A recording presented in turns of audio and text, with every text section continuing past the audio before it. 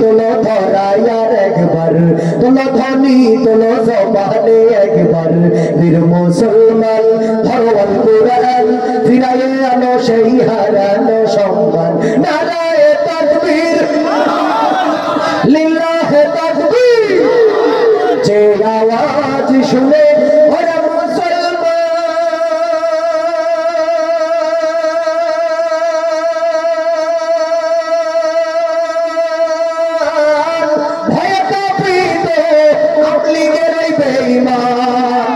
যে আওয়াজ শুনে ওরে মুসলমান ভয় কাঁপিছে ভারতের বেঈমান।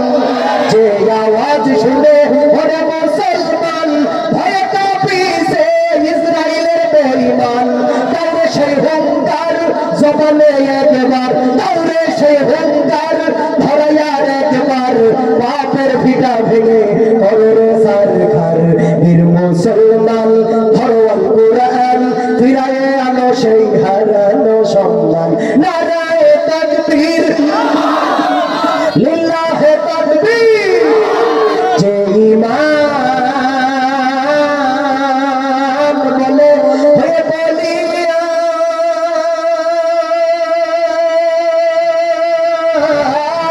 শাসন করেছিল পৃথিবী জাহান। যে ঈমান বলে হয়ে বলিয়ান, শাসন করেছিল পৃথিবী জাহান। সত্যের সেই আল কুরআন দাউরে তুলে আবার, সত্যের সেই আল কুরআন দাউরে তুলে আবার, বাপের ভিটা ভেঙে কররে সরকার। বীর মুসলমান ধরো আল কুরআন, ফিরায়ে আনো সেই রাশেদার সম্মান। নারায়ে তাকবীর, লিল্লাহে তাকবীর। তোলো ধ্বনি তোলো জবানে একবার। কষ্ট হচ্ছে না তো আপনাদের? বিরক্ত হচ্ছে না তো? না, অনেকেই মনে মনে ভাবতে পারেন হুজুর মনে হয় আজকে দেবে, কিন্তু আমরা তো বিগত বছর এই কোরআনের কথাগুলো ওপেনলি বলতে পারিনি। ওই স্বৈরাচারের কিরামান কাতিবিন্দর আমাদের পিছনে সবসময় লাগাইলেই থাকতো। এই জন্য আল্লাহর কোরআনের কথাগুলো আমরা কোরআনের মতো করে বলতে পারিনি। আজকে আল্লাহর কোরআনের কথাগুলো কোরআনের মতো করে বলতে চাই। আপনারা কি শোনার জন্য তৈরি আছেন ভাই? কোরআনের কথাগুলো কোরআনের মতো করেই হতে হবে। বক্তার মন গড়া তৈরি করা বানানো কোনো কিচ্ছা কাহিনী আর গল্প হবে না। কোরআনের কথাগুলো কমিটির লিখিত অনুযায়ী কোনো বক্তব্য হবে না। অর্থাৎ কোরআনের ময়দানের বক্তব্যগুলো শ্রোতাদের মনের চাহিদা মতোও হবে না। আল্লাহর কোরআন ১৫০০ বছর আগে আল্লাহ নাজিল করে আদেশ করেছেন যেইভাবে কোরআনের কথাগুলো বলতে হবে আর শুনতে হবে, ঠিক সেইভাবে। এখন আপনারা বলেন আখির মুনাজাত পর্যন্ত থাকবেন না থাকবেন? সবাই থাকবেন তো ইনশাআল্লাহ? পিছনের ভাইরা থাকবেন তো? কারা কারা শেষ পর্যন্ত থাকবেন না? বুঝে না বুঝে আওয়াজ কি শোনা যায় পিছনে? আমরা তো বর্তমানে সুরের পাগল। যেই বক্তার একটু কণ্ঠ ভালো, এলেম কালাম থাক বা না থাক, সুরের পাগল আমরা। একটু কণ্ঠ ভালো, সুর আছে, কানে হাত দিয়ে বাকাই মার্কা একখান টান দিলে মাঠে মোটে লোকের অভাব হয় না। আর যেই বক্তার ইলম কালাম ভরপুর, কোরআন হাদিসের রেফারেন্স দিয়ে ঘন্টার পর ঘন্টা বক্তব্য দেয়, মাঠে মোটে লোক নাই। মাদ্রাসার মুহতামিম সাহেব, মুয়াদ্দিন সাহেব, প্রিন্সিপাল সাহেব, আলিয়া মাদ্রাসার ঘন্টার পর ঘন্টা কোরআন হাদিসের রেফারেন্স দিয়ে বক্তব্য দিলে মাঠে লোক আসতে চায় না। তার মানে হুজুরের সুরও নাই, ময়দানে লোকও নাই। আমরা সবাই সুরের পাগল হয়ে গিয়েছি। ওকে দরদি ভাইয়েরা, আমি প্রায় সময় আমার বক্তৃতায় বলে থাকি, এক বক্তার অভ্যাস ছিল অনেক করুণ সুরে, মায়াবী সুরে তিনি বয়ান করতেন। তো ময়দানে তিনি ওয়াজ করতেছেন কান্না করে, মক্কা গেলাম, মদিনা গেলাম, নোয়াখালী আর বরিশালের মতো এত ভালো জায়গা আর পাইলাম না। তো এক সুর শুনে, মায়াবী সুর শুনে এক মুরব্বি চাচাই কান্দে, কয় আহা, আমার দিল কলিজা সব ঠান্ডা হয়ে গেছে, কি মধুর সুর। পিছন থেকে এক শিক্ষিত যুবক ধাক্কা দিয়ে বলে, চাচা আপনি কান্দেন কেন? কয় বাপু দেখো হুজুর কত মধুর সুরে বয়ান করলো, আমার দিল কলিজা সব ঠান্ডা হয়ে গেছে। যুবক ডাক দিয়ে বলে, চাচা আপনার ইমান তো এখনো কাঁচা, আপনি আওয়াজ শুনেছেন, ওয়াজ শোনেন নাই। হুজুর বলেছে মক্কা গেলাম, মদিনা গেলাম, নোয়াখালী আর বরিশালের মতো এত ভালো জায়গা পাইলাম না।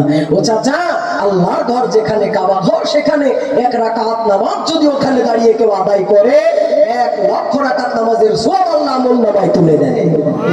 পিছনের ভাইরা কি সুবহানাল্লাহ ফজরের পরে বলবেন বলে বসে আছেন নাকি? একটু আওয়াজ দিয়ে কন্যা সুবহানাল্লাহ। আর নোয়াখালী, বরিশাল, সাতক্ষীরা, কালীগঞ্জ, সুন্দরবন দাঁড়িয়ে 1 রাকাত পড়লে কয় রাকাতে সওয়াব হয়? বাবু 1 রাকাতেরই হয়। তাহলে বোঝা গেল আপনি আওয়াজ শুনেছেন, ওয়াজ শোনেন নাই। এখন আপনারা বলেন ওয়াজ শুনবেন নাকি আওয়াজ শুনবেন? আল্লাহ দিলের কান দিয়ে আমাদেরকে ওয়াজ শোনার তৌফিক দিক, আমলে পরিণত করার তৌফিক দিক। বলেন আল্লাহুম্মা আমিন। দরুদ ও সালাম পড়ে নিচ্ছে আমাদের কলিজার টুকরা নবীর প্রতি। যখন ছিল না কোনো আইন, ছিল না কোনো শাসন, গোটা সমাজ যখন কালো আধারে নিমজ্জিত ছিল, যে যুগটাকে বলা হতো জাহেলিয়াতের যুগ, যে যুগে খুন, গুম, জেনা, ব্যভিচার, ধর্ষণ ছিল মানুষের নিত্যদিনের প্রয়াস, এমনই এক ঘুরে ধরা সমাজের ভিতরে রব্বুল আলামিন এমন একজন মহামানবের আবির্ভাব ঘটালেন, যার আগমনে ধন্য হয়ে গেল গোটা সমাজ, গোটা জাতি। আধারের যুগকে নিধন করে যে প্রিয় মহামানব সোনালী একটি যুগ আমাদেরকে উপহার দিলেন। আপনার আমার সকলের প্রিয় নবী, মাথার মুকুট নয়নের মণি, কলিজার টুকরা নবী, আকায়ে নামদার তাজদারে মদিনা, সরদার আলম নবী জনাব মুহাম্মদ রাসূলুল্লাহ, কলিজার থেকে বলেন সাল্লাল্লাহু আলাইহি ওয়াসাল্লাম। একদিন পরে আসলাম তো গলায় জং ধরেছিল, একটু ছাড়িয়ে নিচ্ছি। ওগো আমার প্রাণের ভাইয়েরা, আমরা কাউয়াকে স্মরণ করে বলবো না? কেন বলবো না? ওরা যখন মঞ্চে উঠতো তখন শুধু বলতো এই জামাত শিবির, বাংলার রাজাকার, এভাবে তারা আমাদেরকে অপবাদ দিত। কথা বলে ঠিক না? এখন দিন এসেছে আমরা তাদেরকে স্মরণ করব। ভালো হয়ে যাও মাসুদ তুমি, এই কথাকে বলবে আর পালিয়ে গেল কাউয়া কাদের, কেউ জানে না খবর তার, পালিয়ে গেল কাউয়া কাকু, কেউ জানে না খবর তার। ভালো হয়ে যাও, ভালো হয়ে যাও মাসুদ তুমি, এই কথাকে বলবে আর পালিয়ে গেল কাউয়া কাদের, কেউ জানে না খবর তার, পালিয়ে গেল কাউয়া কাকু, কেউ জানে না খবর তার। ফকরুল সাহেব কাউয়া কাদের আপনার বাসায় গেছেনি, ঠাকুর গাঁয়ের বাসায় আপনি থাকতে তারে দিছেননি, থাকতে তারে দিছেননি। তার সাথে যে হিসাব বাকি, তার সাথে যে হিসাব বাকি, হিসাব বাকি লাখো জনতার, পালিয়ে গেল কাউয়া কাকু, কেউ জানে না খবর তার, পালিয়ে গেল কাউয়া কাদের, কেউ জানে না খবর তার। ও কাউয়া রে মাশাআল্লাহ, আই হায় তোর সাথে মধুয়ালা ফোনে কি কোথায় না ছিল, হঠাৎ করে হাসিনার কাউয়া কই পালাইয়া গেল, হঠাৎ করে হাসিনার কাউয়া কই পালাইয়া গেল। মাশাআল্লাহ, আয় হায়। কথা বলেন, কথা বলেন প্রাণের ভাইরা। এখন একটু বিনোদন হলো, এবার আসেন তাদেরকে একটু স্মরণ করতে চাই। ও গো শেখ হাসিনা তুমি হারনি, পালিয়ে গেছো তুমি এটাই জানি, আওয়ামী জননী তুমি হারনি, দাদার কাছে গেছো এটাই জানি, পালিয়ে গেছো তুমি এটাই জানি, হারিয়ে গেছো তুমি এটাই জানি। দেশটাকে চুষে গেলে 16টি বছর, প্রকৃত দেশ প্রেমী পাইনি কদর, দেশটাকে চুষে গেলে 16টি বছর, প্রকৃত দেশ প্রেমী পাইনি কদর। তুমি তো ছিলে শয়তানের নানি, কথা বলেন না কেন ভাইরা? তুমি তো ছিলে শয়তানের নানি, পালিয়ে গেছো তুমি এটাই জানি। ও গো শেখ হাসিনা তুমি হারনি, দাদার কাছে গেছো এটাই জানি। ভারতে পালিয়ে গেছো এটাই জানি। উন্নয়নের নামে মূলা ধরিয়ে শত কোটি টাকা দিয়ে গেলে পালিয়ে। উন্নয়নের নামে মূলা ধরিয়ে শত কোটি টাকা দিয়ে গেলে পালিয়ে। তুমি তো ছিলে ওগো শাকচুন্নি, পালিয়ে গেছো তুমি এটাই জানি। ওগো শেখ হাসিনা তুমি হারনি, দাদার কাছে গেছো এটাই জানি। কোরআনের পাখিদের দিয়েছো ফাঁসি, মুখে বলেছো দিন ভালোবাসি। আলেম ওলামার দিয়েছো ফাঁসি, মুখে বলেছো দিন ভালোবাসি। তুমি তো ছিলে শয়তানের নানি, তুমি তো ছিলে সেরা মিথ্যাবাদী, পালিয়ে গেছো তুমি এটাই জানি। ও গো শেখ হাসিনা তুমি হারনি, দাদার কাছে গেছো এটাই জানি। মোদির কাছে গেছো এটাই জানি। কথা বলেন ঠিক কিনা? ছিল না, আমাদের বুঝতে বাকি নাই।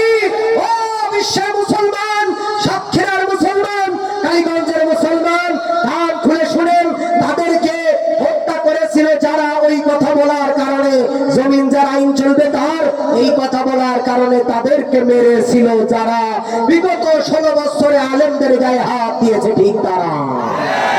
তাদেরকে মারা হয়েছিল ঠিক যেই কারণে 16 বছর কোরআনের পাখি আল্লামা দেওয়ার হুসাইন সাইদি রাহমাতুল্লাহ আলাইহিকে বন্দী করে 13টি বছর জেলখানার ভিতরে শাস্তি দিয়েছে, ঠিক তারা। কথা বলেন ঠিক না বেঠিক? ওগো আমার প্রাণের ভাইয়ের একান্ত আপনজনের, আসেন আমরা বহু কষ্টে আল্লাহর কাছে অনেক চোখের পানির বিনিময় এই বিপ্লব, এই স্বাধীনতা আমরা পেয়েছি। আমরা দেখিনি 71, দেখিনি 52, কিন্তু 2024 সালে এসে নতুন এক বিপ্লব, নতুন এক স্বাধীনতার ধ্যান স্বাদ আমরা পেয়েছি।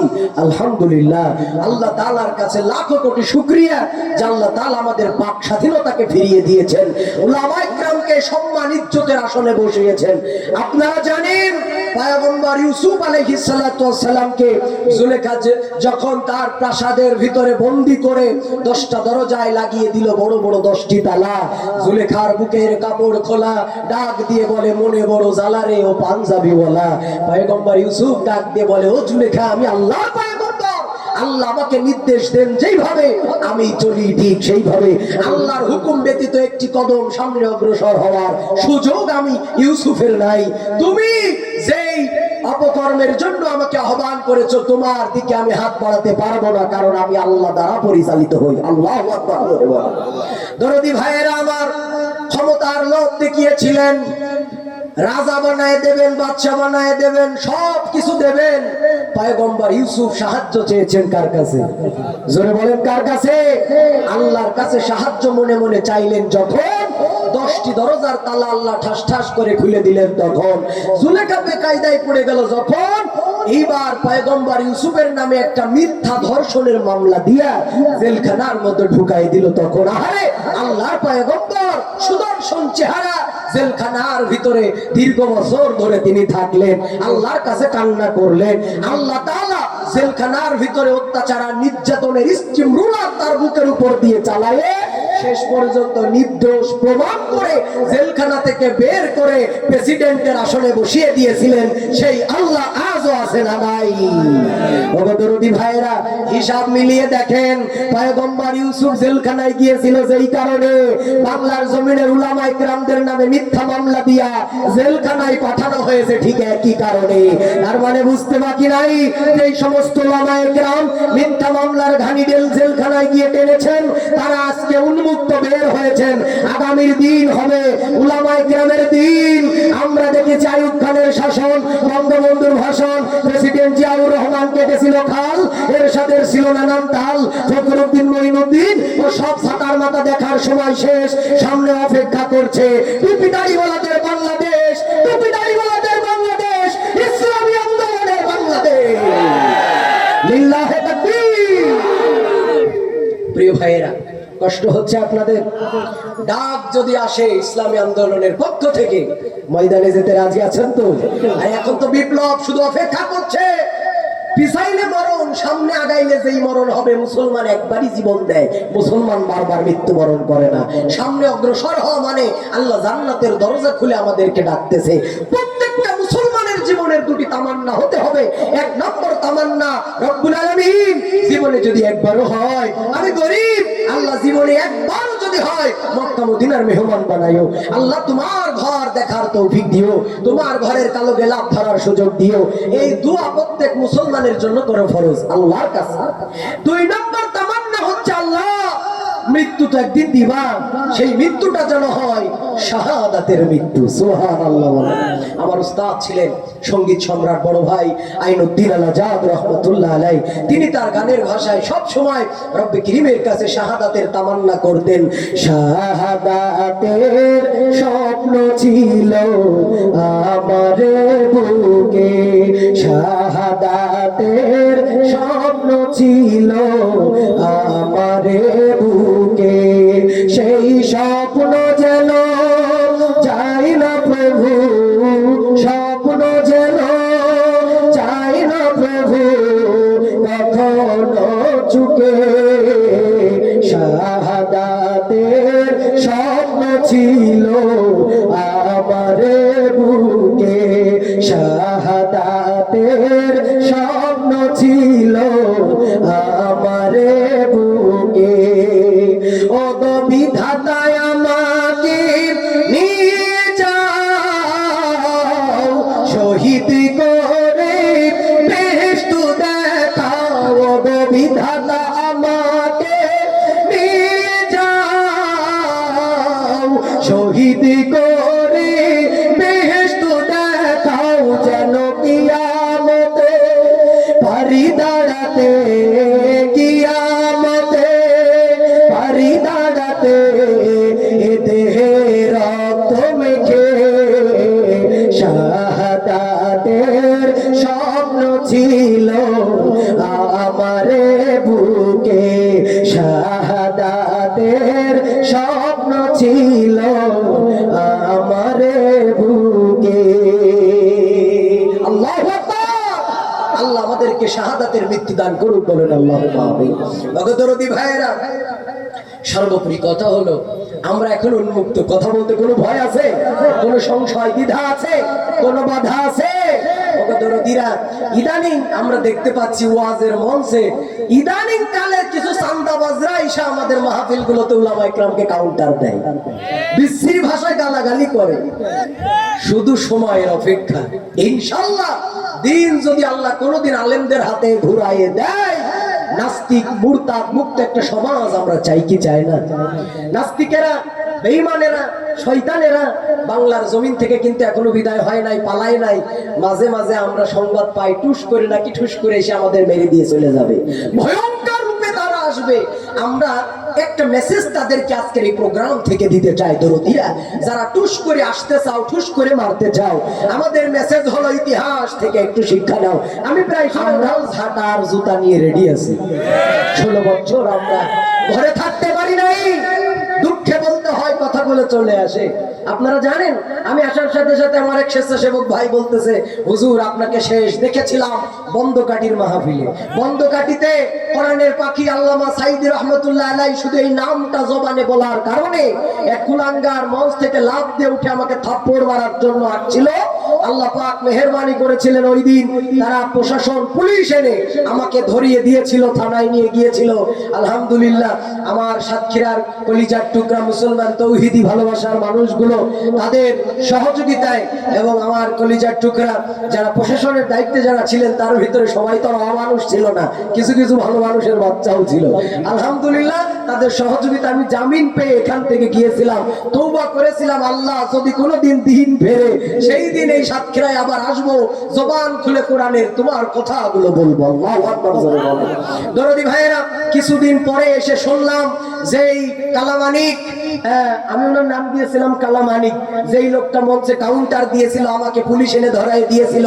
আমি দেখেছি আমার মা বোনেরা ওই রাত্রবেলায় শাড়ির আঁচলটা পেতে আল্লাহর কাছে দোয়া করেছো, আল্লাহ কার মায়ের সন্তান জানি না সে এতক্ষণ ধরে কোরআনের কথা বলে আমাদের হৃদয় প্রশান্তিতে ভরে দিল। আল্লাহ তুমি আমাদের এই আজকের ওয়াইজিন, আজকের বক্তা জয়নুল আবেদিনকে তুমি হেফাজত করো। আম্মা জানদের শাড়ির আসলের দোয়া আল্লাহ কবুল করে নিয়েছিলেন।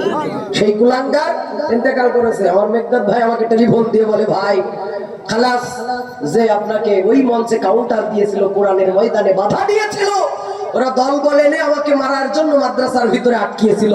খুব কষ্ট লেগেছিল বাজান, এত খারাপ লেগেছিল। আমার মতো দাড়ি আর টুপিওয়ালা ওই মাদ্রাসার শিক্ষক কমিটিরা তারাও আমার উপর আক্রমণ করেছিল পিঠ বাঁচানোর জন্য। আমরা যদি কোনোদিন আল্লাহ তাআলা আমাদের দিন ফিরাইয়ে দেয়, কোন হুজুর স্বৈরাচারের দালালি করতো আর এখন আইসা লা ইলাহা ইল্লাল্লাহ বলে সুবহানাল্লাহ বলে জিকির করে আমাদের সাথে মিশার জন্য চেষ্টা করতেছে, সবগুলোর ধরা হবে আর টিপে টিপে মারা হবে। কথা বলেন ঠিক কি না? ওগো দরদি ভাইরা, খুব মনে কষ্ট ব্যথা। আরে একজন কোরআনের মুফাসসিরের পক্ষে কথা বলার কারণে জেল খাটতে হলো, জেল জুলুম নির্যাতনের শিকার হতে হলো। তাও আলহামদুলিল্লাহ, আলহামদুলিল্লাহ আল্লাহ আমাদেরকে দিন ফিরিয়ে দিয়েছেন। কথা বলে ঠিক কিনা? প্রাণের ভাইয়ের আমার একান্ত আপনজনেরা, এই জন্য বিগত বছরগুলোতে আমরা খুব কষ্ট করেছি, নির্যাতিত হয়েছি। যারা আমাদের উপর আক্রমণ করেছেন, এখন দিন এসেছে তাদের বিরুদ্ধে আমাদের সোচ্চার হওয়া, কথা বলা। মাঝে মাঝে মাথা উঁচু করে, মাথায় বাড়ি না দিলে আবার মাথা উঁচু করে দাঁড়াইতে পারে। কথা বলে ঠিক কিনা? দরদি ভাইয়েরা আমার, তারা গেছে তো গেছে, পালাইছে পালাইছে, কিন্তু আমাদেরকে পঙ্গু করে রেখে গেছে। এখন আসেন সহজভাবে একটা কথা বুঝবেন, এই দেশ ছোট্ট একটা দেশ, আমরা বসবাস করি। আমাদের মাথার ঘাম পায়ে ফেলা পয়সাগুলো, এই যে ধানের মাঠে আপনারা বসে আছেন, যে কৃষকের জমিন, এই কৃষক ধানগুলো কাটার পরে, ছাঁটাই করার পরে, মাড়াই করার পরে এই ধানগুলো বাজারে বিক্রি করে যে ট্যাক্সের টাকা আমরা সরকারকে দিতাম, ওই ট্যাক্সের টাকা থেকে কিছু কাজ করেছে আর কিছু চুরি করে লুটে পুটে বিদেশে দালান কোটা বানিয়েছে। তার মানে বাংলার জমিনের টাকা কারোর বাপের টাকা ছিল না, এটা আপনার আমার ঘাম ঝরানো রক্ত বিক্রি করা টাকা ছিল। কথা বলেন না কেন? পদ্মা সেতু আর মেট্রো রেল হয়েছে আলহামদুলিল্লাহ, কিন্তু এর পিছনে যেই পরিমাণ লুট হয়েছে, লক্ষ লক্ষ কোটি কোটি টাকা চুরি করে নিয়ে গেছে, আমরা এখন তাদেরকে একটু স্মরণ করতে চাই। আমার যুবক তরুণ ভাইয়েরা আমাকে আগেই মেসেজ করেছে, আমি ওয়াজ কিন্তু এখনো শুরু করি নাই, কেবল আরম্ভ করতেছি। আপনারা কি চলে যাবেন নাকি দরদিরা? আজকে তো আমাদের দিন, আমরা ফজর পর্যন্ত কথা বললেও কোনো বাধা নাই। আগে 12টা পর্যন্ত লিখিতে দেওয়া হতো, এখন রাত 3টে 4টে পর্যন্ত কোনো সমস্যা নাই, আছে নাকি?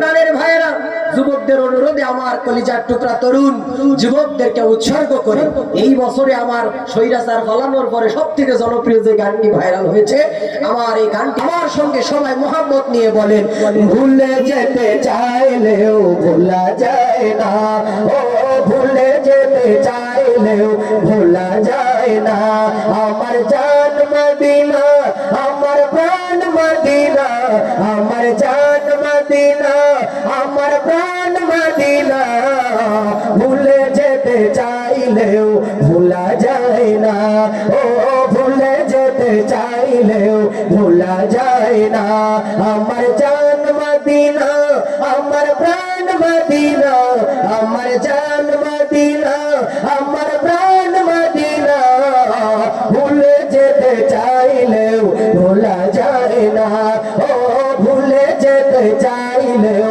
ভোলা যায় না, মদিনার স্মৃতিগুলো ভাবি বারে বার, কবে আমি দেখা পাবো রোজা তোমার, মদিনার স্মৃতিগুলো ভাবি বারে বার, কবে আমি যাবো নবীজির মাজার, নয়ন জলে কেঁদে কেঁদে হাসিব নাই নয়ন জলে কেঁদে কেঁদে ভাসি বন্যায় মদিনা জান মদিনা মদিনা প্রাণ মদিনা মদিনা জান মদিনা মদিনা প্রাণ মদিনা ভুলে যেতে চাইলেও ভোলা যায় না ও ভুলে যেতে চাইলেও ভোলা যায় না মধুর আছে খন্দক আছে ওহুদের পাহাড় নবীর লাগি দুনিয়াবাসী ব্যথার পাহাড় মধুর আছে খন্দক আছে ওহুদের পাহাড় নবীর লাগি দুনিয়াবাসী ব্যথার পাহাড় দয়াল নবী আছে ওই সোনার মদিনায় ও দয়াল নবী আছে ওই সোনার মদিনায় মদিনা জান মদিনা মদিনা প্রাণ মদিনা মদিনা জান মদিনা মদিনা প্রাণ মদিনা ভুলে যেতে চাইলেও ভোলা যায় না ও ভুলে যেতে চাইলেও ভোলা যায় না আমার জান মদিনা আমার প্রাণ মদিনা আমার জান মদিনা আমার প্রাণ মদিনা ভুলে যেতে চাইলেও ভোলা যায় না ও ভুলে যেতে চাইলেও ভোলা যায় না ও ভুলে যেতে চাইলেও ভোলা যায় না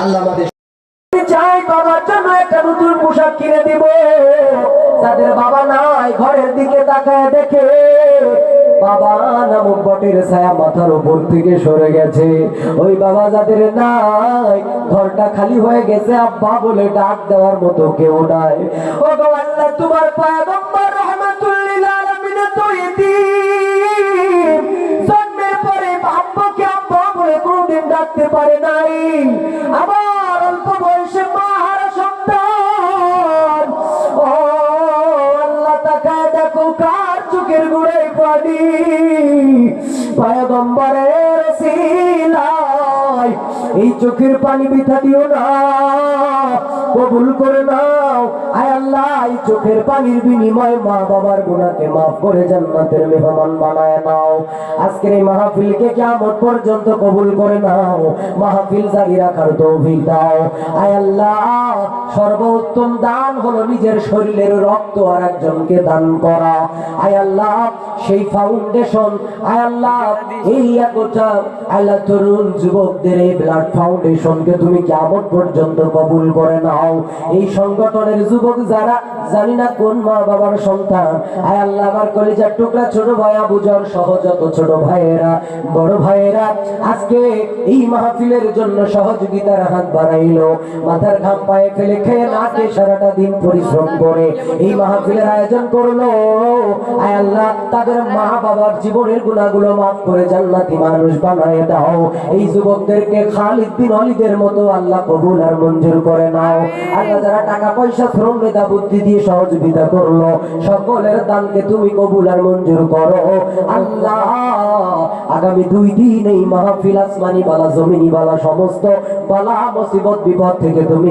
হেফাজত করো দরদের মালিক আজকের মাহফিলের সভাপতি প্রধান অতিথি আমন্ত্রিত উলামায়ে কেরাম সহ আমার সঙ্গে যারা সফর সাথী হয়ে এসেছেন আমার সাইফুল ভাই সহ ইমদাদ ভাই মুক্তার সহ আইলা আমার ইমদাদ ভাই সহ আমার আব্দুল গনি নানা ভাই সহ খালুজান সহ যারা এসেছেন আয় আল্লাহ সকলকে আল্লাহ দ্বীনের খাদেম হিসেবে আপনি কবুল আর মঞ্জুর করে নেন জানি না জীবনের শেষ মুনাজাত হয়ে যায় কিনা আর কোনদিন তোমার দরবারে আয় আল্লাহ এমন মজলিসে হাত তোলার সুযোগ হবে কিনা জানা নাই জীবনের শেষ মুনাজাত তোমার কাছে করে যাইবো আল্লাহ জীবনে যদি একবারও হয় মক্কা মদিনার মেহমান তুমি আমাদেরকে বানায়ো আমরা গরিব দুই নয়নের মদিনা দেখার জন্য আমাদের কলিজা ছিদ্র হয়ে যায় ও আল্লাহ যদি কবুল করে টাকাও লাগে না পয়সাও লাগে না যেই জমিনে আমার রহমাতুল লিল আলামিন ঘুমায় ওই জমিনের মধ্যে যাওয়ার তৌফিক দিও দুই নয়নের নবীজির রওজা মুবারক দেখার সুযোগ দিও ও আল্লাহ তোমার ঘর তাওয়াফ করার তৌফিক দিও হাজরা সাদে চুম্বন করার সুযোগ দিও, তাও যদি নসিবে না হয় কোনো একদিন স্বপ্নের মাধ্যমে তোমার হাবিবের নুরানি চেহারা আমাদের একদিন স্বপ্ন যুগে দেখায় দিও গো আল্লাহ। নবীজির নুরানি চেহারা না দেখাইয়া আমাদের কাউকে তুমি মৃত্যুর কোলে ডাক দিও না।